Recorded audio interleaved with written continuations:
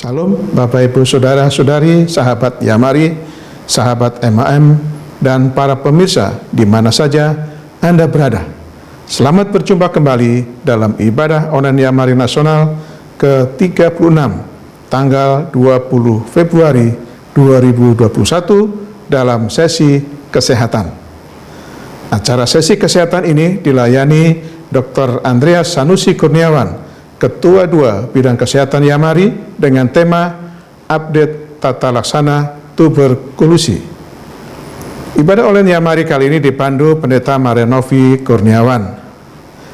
Kiranya seluruh acara berjalan baik dan lancar, memberkati Bapak Ibu Saudara para pemirsa, dan nama Tuhan dipermuliakan.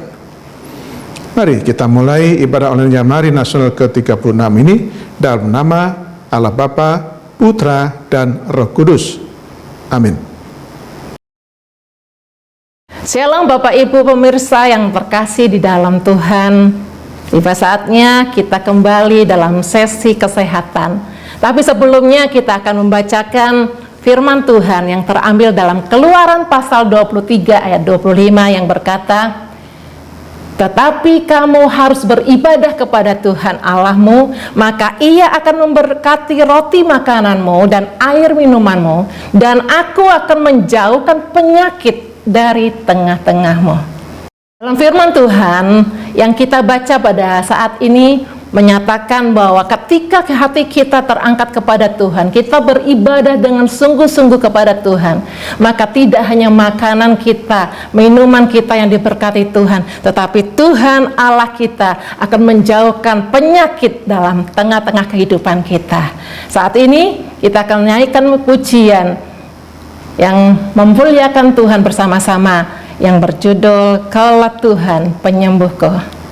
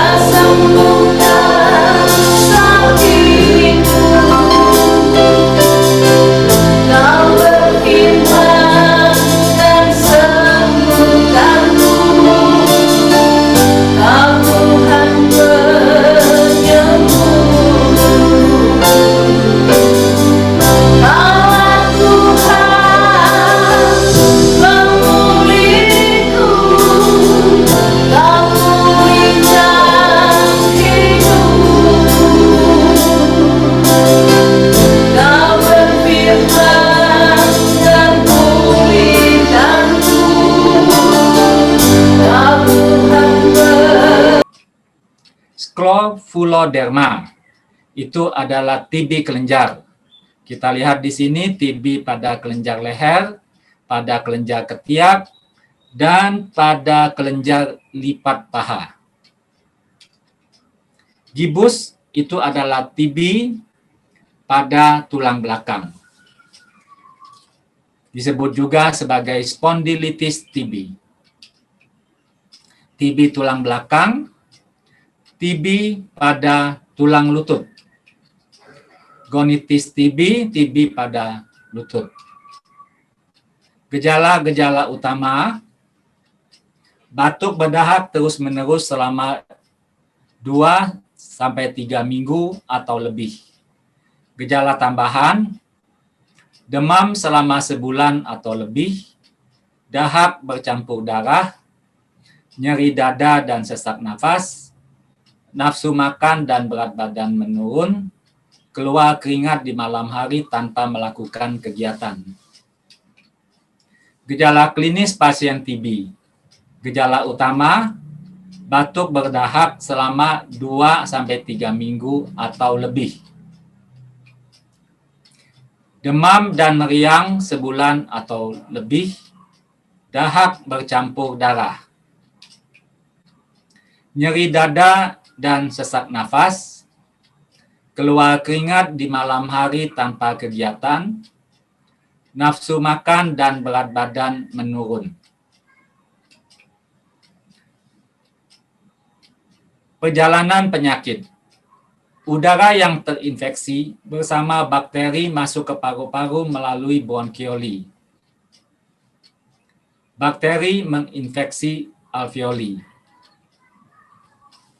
Infeksi aktif dan infeksi laten. Orang sehat, infeksi primer dikalahkan oleh sistem kekebalan orang tersebut. Kuman tetap tertahan dalam tuberkel selama bertahun-tahun. Ini adalah TB laten.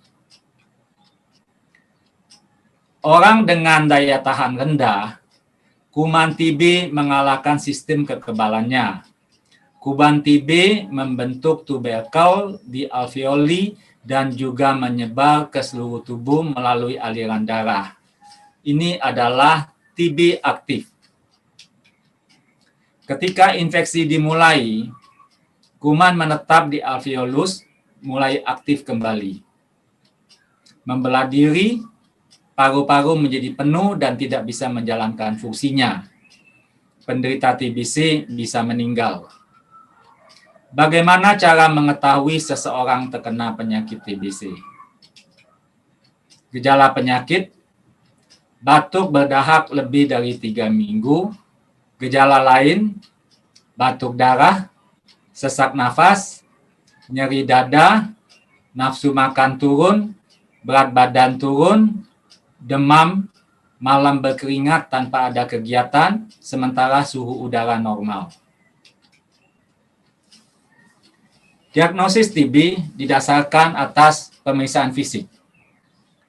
Pemeriksaan sputum BTA mikroskopik, kemudian atas dasar tes cepat molekuler TCM Gene Expert, foto ronsen toraks, pemeriksaan penunjang lain, biarkan kuman TBC, mantul tes, pemeriksaan cairan selaput paru.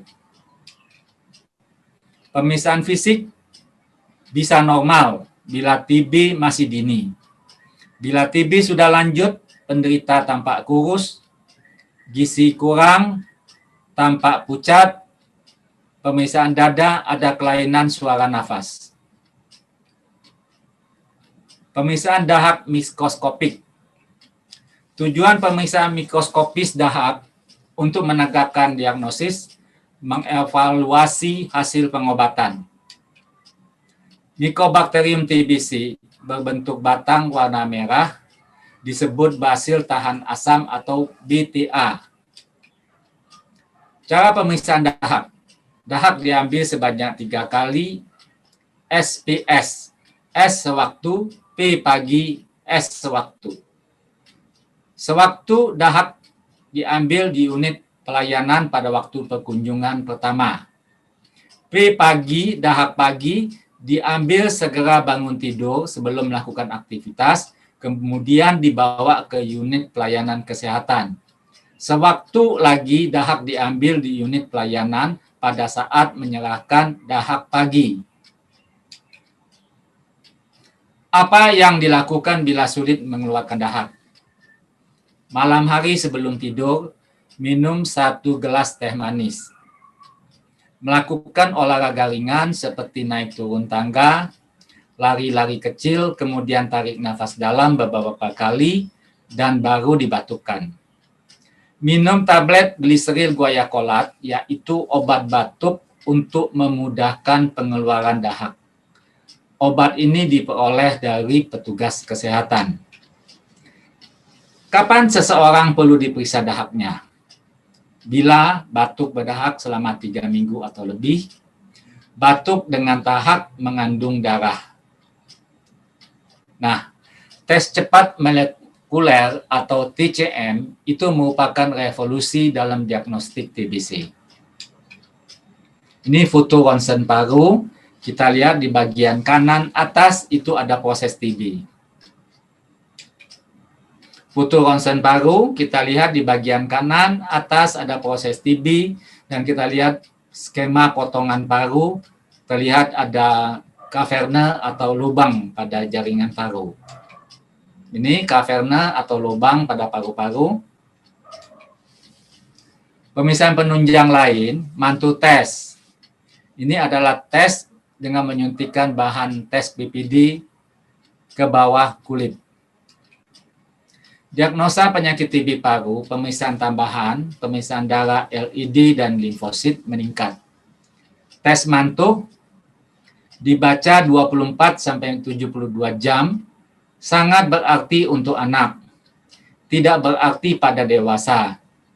Jadi pada dewasa, tes mantuk hanya dilakukan pada keadaan tertentu saja. Bagaimana cara memastikan TBC? Dipastikan menderita TBC jika dahaknya mengandung kuman TBC.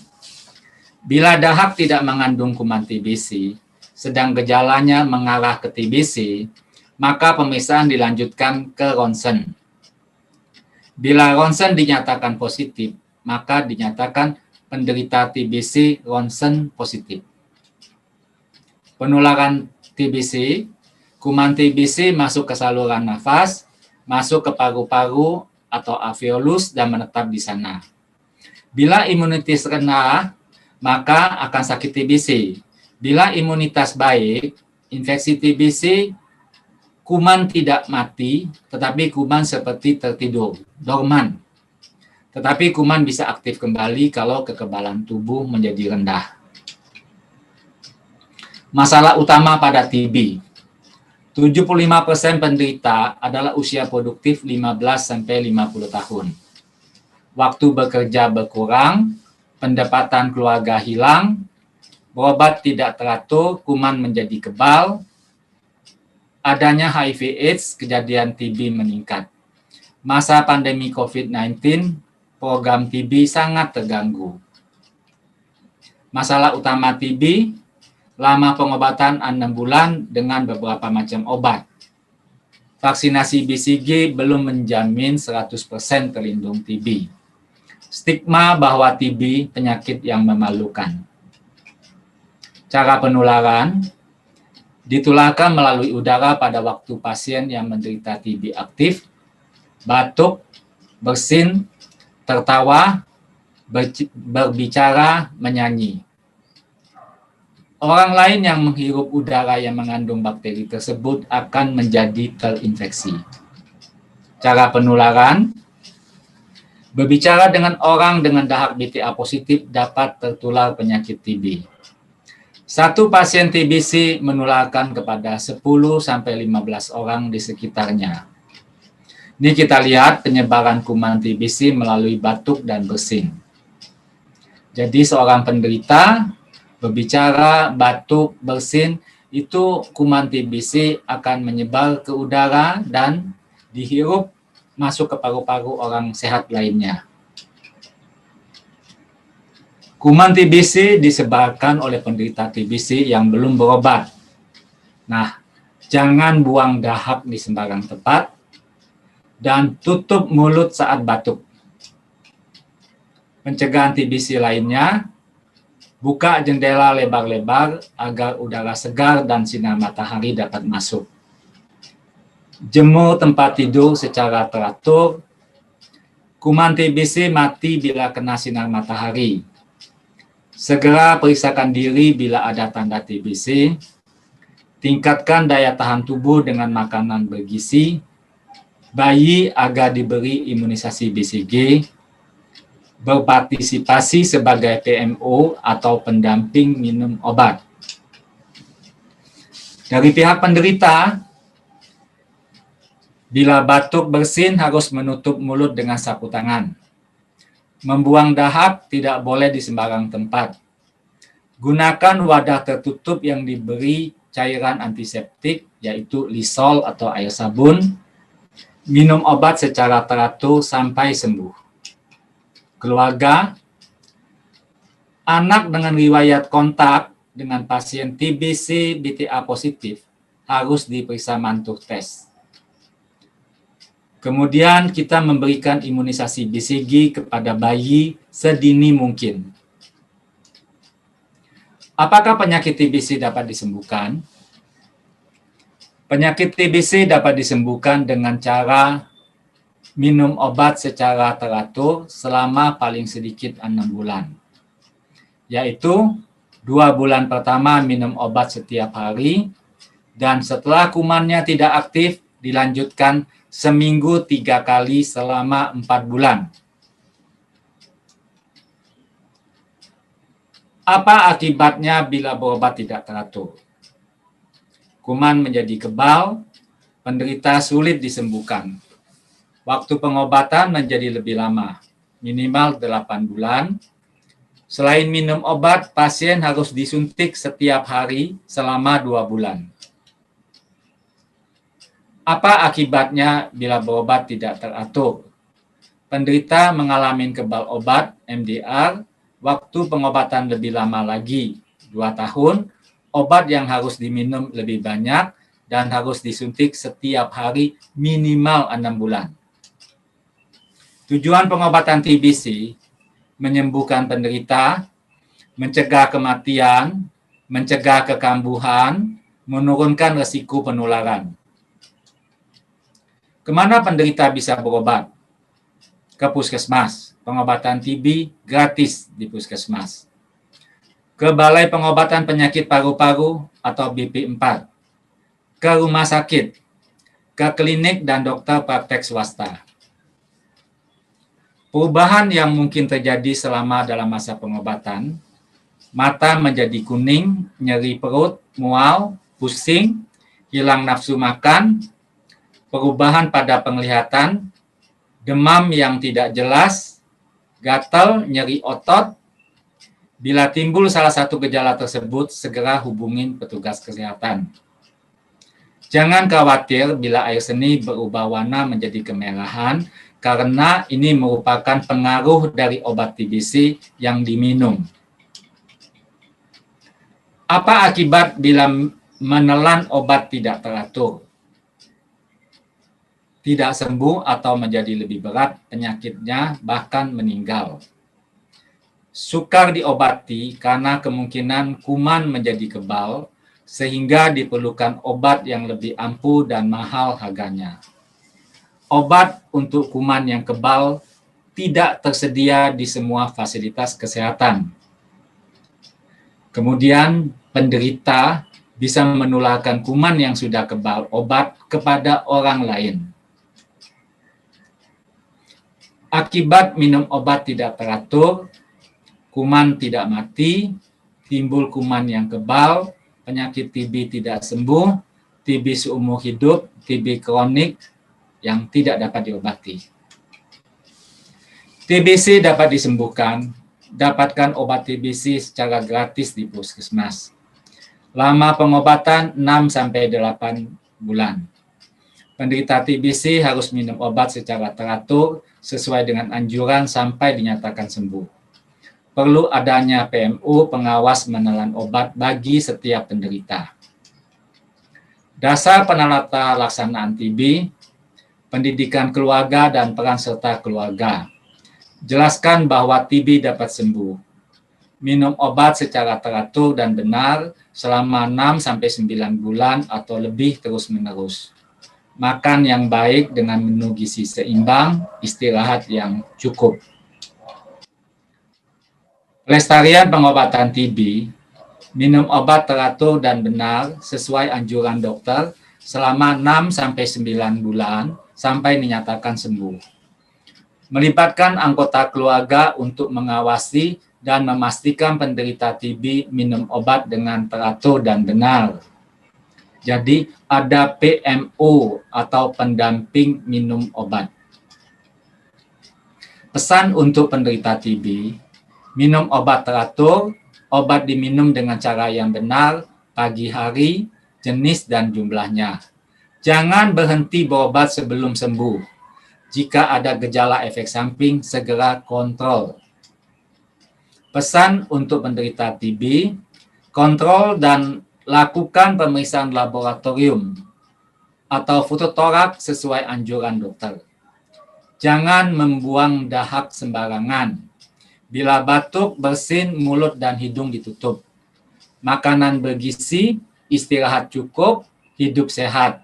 Jangan merokok, jangan menggunakan obat-obat terlarang, jangan minum alkohol. Risiko penularan. Penularan melalui udara mengenai anggota keluarga, sahabat, teman, dan teman sekerja.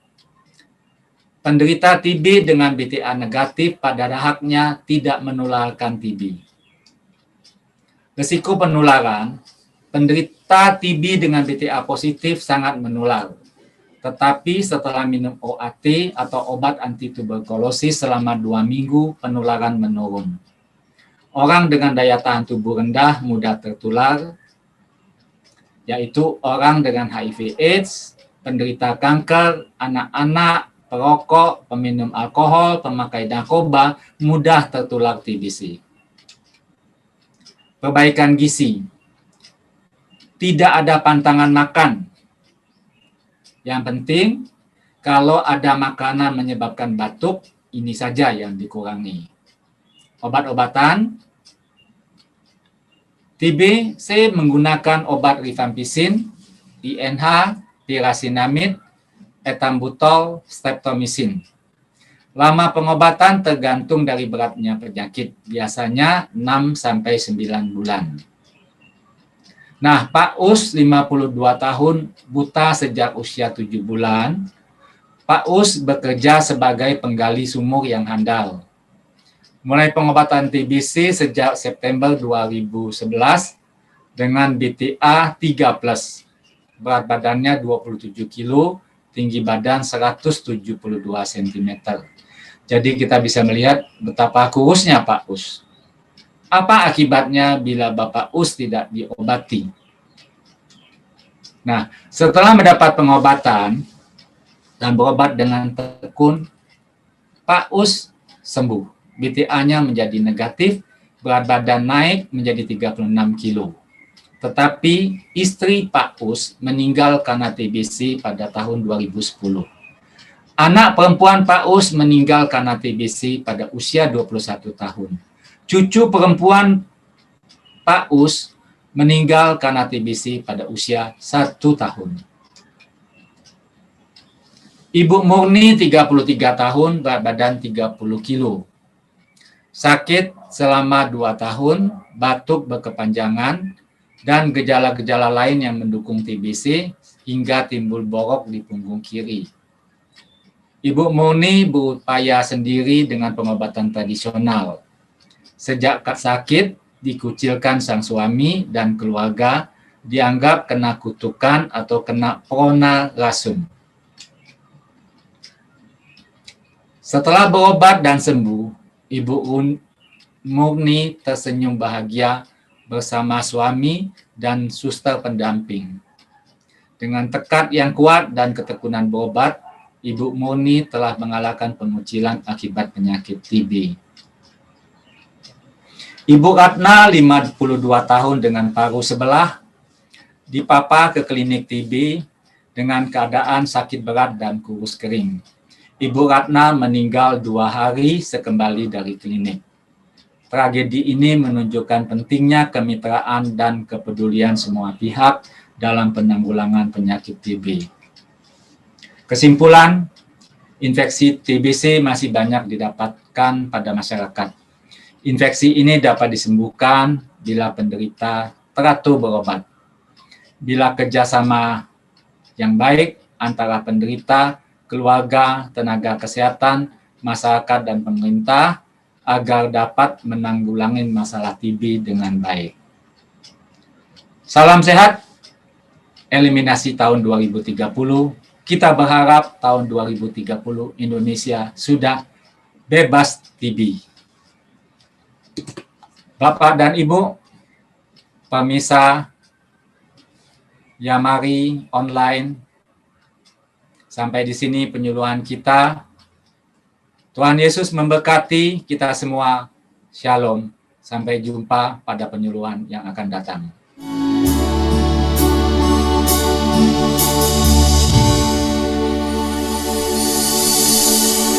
Ada beberapa pertanyaan yang akan diajukan kepada narasumber kita, Dr. Andreas, yang kiranya dapat memberkati Bapak Ibu dan merupakan juga pertanyaan yang ada di hati Bapak Ibu.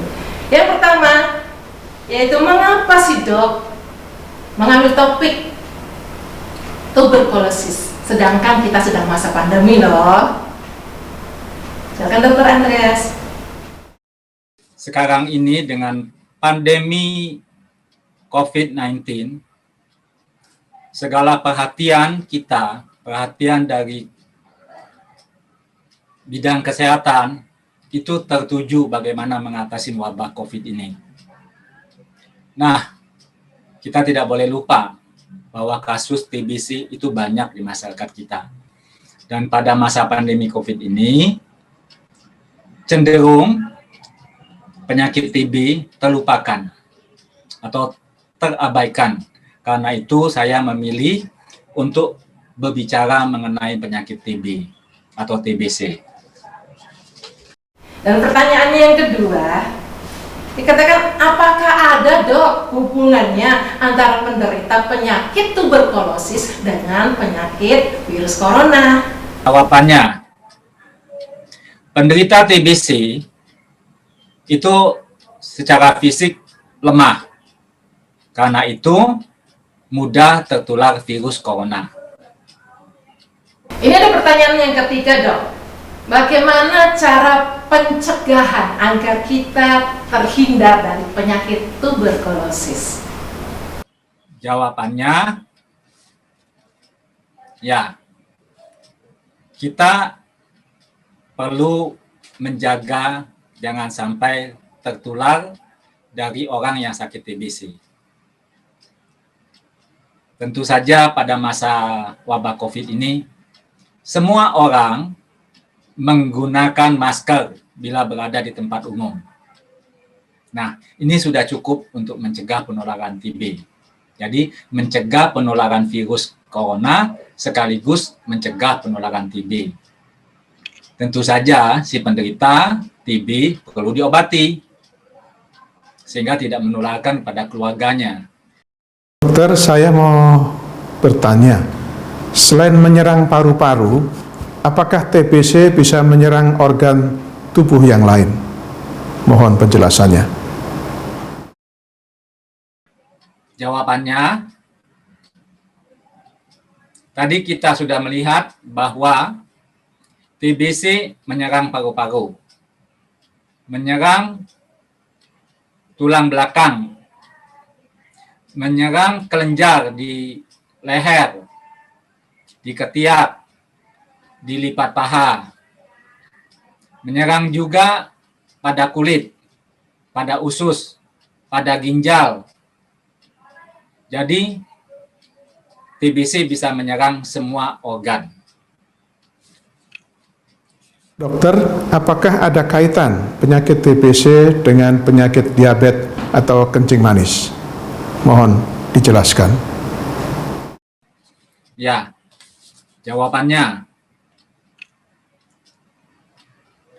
penderita diabetes atau kencing manis, imunitasnya menurun, karena itu mudah tertular TBC.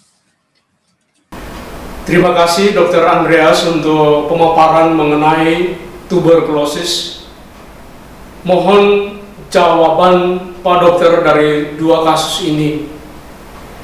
Ada seorang anak usia 2 tahun sangat kurus atau gizi buruk dan seorang wanita pertumbuhan fisik terlambat atau stunting. Mungkinkah kedua orang anak tersebut menderita TBC? Jawabannya, Bapak, Ibu, seorang balita gizi buruk sangat mungkin tertular TB. Sangat mungkin. Karena itu saya sarankan Bapak Ibu membawa putra-putri Ibu dengan gizi buruk, bawalah ke puskesmas atau ke dokter praktek untuk memeriksakan putra-putri Ibu kemungkinan menderita TB atau TBC paru.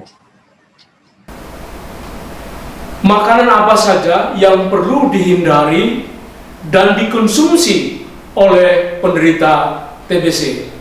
Terima kasih. Penderita TB boleh makan apa saja. Praktis tidak ada makanan yang dilarang untuk penderita TB. Kalaupun ada, ya kita hanya menyarankan penderita jangan makan minum yang dingin, seperti jangan minum air es, karena itu akan memacu batuk. Tapi sebetulnya tidak ada larangan apapun untuk makan dan minum penderita TB. Bapak dan Ibu pemirsa Yamari online, sampai di sini acara penyuluhan saya. Semoga Bapak dan Ibu tetap sehat. Tuhan Yesus memberkati kita semua. Shalom Bapak dan Ibu, sampai jumpa pada penyuluhan yang akan datang.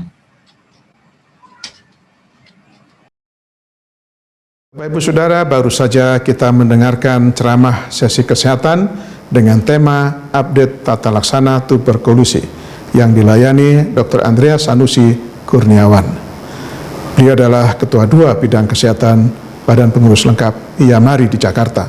Terima kasih atas pelayanannya. Kiranya apa yang telah disampaikan memberkati kita semua. Kita bersyukur masih diberikan kesempatan oleh Tuhan untuk menjalani hidup di tengah merebaknya pandemi COVID-19.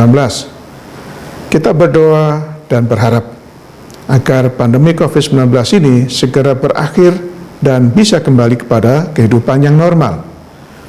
Marilah kita jalani hidup dan tugas pelayanan dan pekerjaan kita masing-masing pada tahun 2021 ini dengan suatu keyakinan bahwa Tuhan Yesus Kristus Juru Selamat kita, Sang Gembala Agung, akan selalu menyertai dan memberkati kita. Roh Kudus kiranya terus memandu, memimpin, menuntun, dan memberikan kekuatan kepada kita untuk menjalani hidup dengan baik dan benar, seturut dengan kehendak-Nya. Karena itu, marilah kita tetap percaya dan mempercayakan diri kepada Tuhan. Maka damai sejahtera Allah yang melampaui segala akal akan memelihara hati dan pikiran kita dalam Kristus Yesus, Tuhan kita. Ibadah online Yamari Nasional berikutnya yang ke-37 tanggal 27 Februari 2021 dilayani Bapak Pendeta Revo Panambunan dari GKI Bungur, Jakarta, dengan tema tetap mempercayai Allah ketika ketakutan melanda. Mohon doanya agar pelayanannya nanti dalam ibadah online menjadi berkat dan membawa kemuliaan bagi nama Tuhan. Melalui kesempatan ini saya mengingatkan Bapak Ibu Saudara agar tetap mentaati protokol kesehatan, yaitu dengan 5M: mencuci tangan, memakai masker, menjaga jarak aman, menjauhi kerumunan, dan membatasi mobilitas atau kegiatan di luar rumah. Selain itu, melakukan olahraga, menjaga hati, makan yang bergizi, dengan tujuan memutus mata rantai penyebaran virus corona. Terima kasih atas perhatiannya. Tuhan Yesus memberkati kita semua. Kita akan mengakhiri acara ini dengan menaikkan doa yang telah diajarkan oleh Tuhan Yesus Kristus. Sebelumnya kita akan menaikkan pujian yang berkata, "Kurasakan kasih-Mu Tuhan."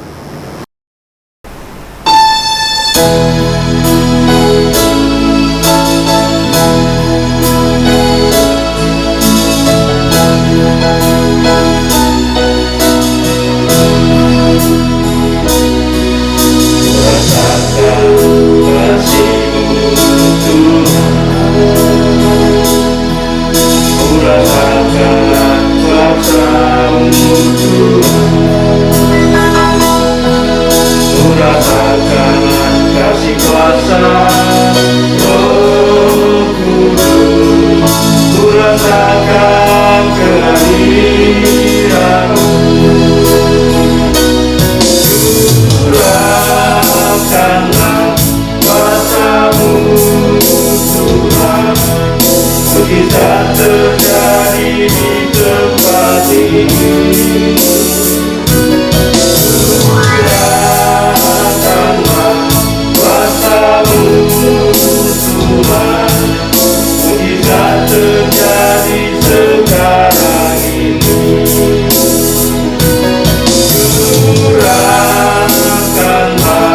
kuasa-Mu Tuhan,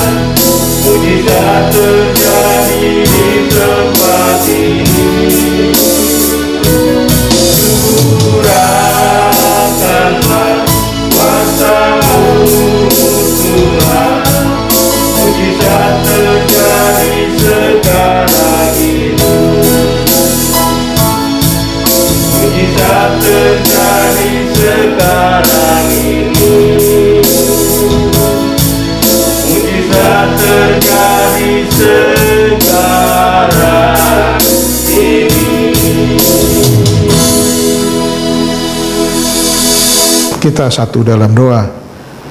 Bapa kami yang di surga, dikuduskanlah namamu, datanglah kerajaanmu, jadilah kehendak-Mu di bumi seperti di surga. Berilah kami pada hari ini makanan kami yang secukupnya, dan ampunilah kami akan kesalahan kami, seperti kami juga mengampuni orang yang bersalah kepada kami. Dan janganlah membawa kami ke dalam pencobaan, tapi lepaskanlah kami daripada yang jahat, karena Engkau yang punya kerajaan dan kuasa dan kemuliaan sampai selama-lamanya. Amin. Bapak Ibu Saudara, sekarang arahkanlah hatimu kepada Tuhan dan terimalah berkat-Nya. Turunlah kiranya kasih karunia, rahmat, damai sejahtera dari Allah Bapa, cinta kasih Tuhan Yesus dan persekutuan dengan Roh Kudus menyertai kehidupan, pekerjaan, keluarga, pelayanan saudara mulai saat ini sampai selama-lamanya. Amin.